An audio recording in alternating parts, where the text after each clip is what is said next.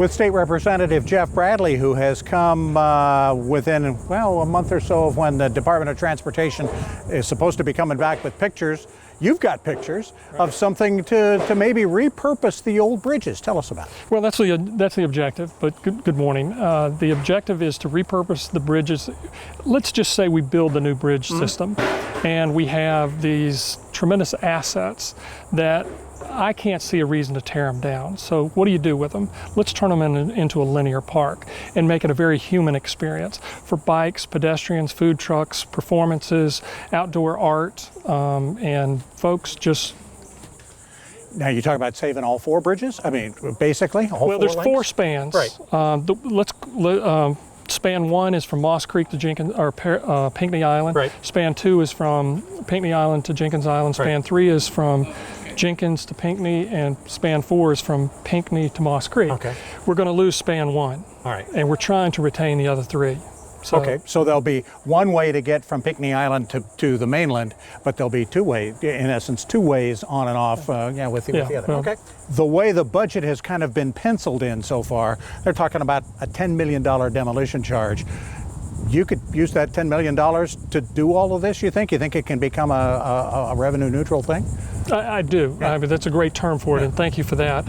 I spoke with a horizontal construction company, a civil engineering company, and a bridge demolition entity this past week, and we have numbers that are far greater than the $10 million to do the demolition.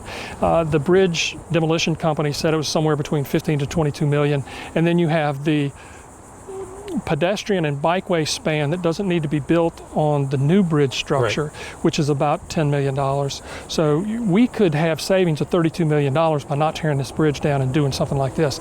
And yes, I'd like to have some of that money, if not all of that money, pay for this work, which is estimated to be at about $2.5 to $5 million, and others say a little bit more, but and then I'd like to do some portion of that in a perpetual maintenance trust fund so that it earns some money and paid for the maintenance, which we think will be between $300,000 and $500,000 annually. Is this idea that much different? I know some of the folks have been tossing this idea to repurpose the bridges and to have a bike lanes and whatever throughout the 2-year process that this thing's been going through. Is this significantly different from that, or maybe I'm not sure I understand what other programs have been offered.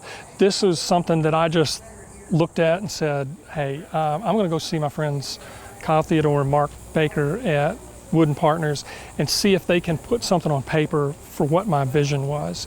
And that's what we did, and that's how we got started on this. Is the horse too far out of the barn to make this happen? We're supposed to start seeing pictures in September from the state saying, here's what we're going to do, or here's what we want to do. The town still has to approve all that, so is there time? Well, here's something that folks need to understand. State government is us. Right. We can tell the state what to do. So, no, the horse may be out of the barn, but I don't think we can. I think we can catch it if it is. So. When did this happen? Did this just one night you woke up and said, my gosh, this can happen? Well, I've thought about it for a couple of years. I mean, but I felt like now was the time to actually go see these guys and put something on paper, because I would talk to people about it and they didn't really get it, but a picture, as they say, proverbially is worth 1,000 words. Can the entrance to the island handle in essence, 4 different bridge spans? Have we got enough room over there? Does this all fit? Yes. Okay. Simple as that. State Representative Jeff Bradley talking to us about his idea to repurpose the old bridges between the mainland and Hilton Head Island. We'll be back with more on the Hilton Head News in just a moment.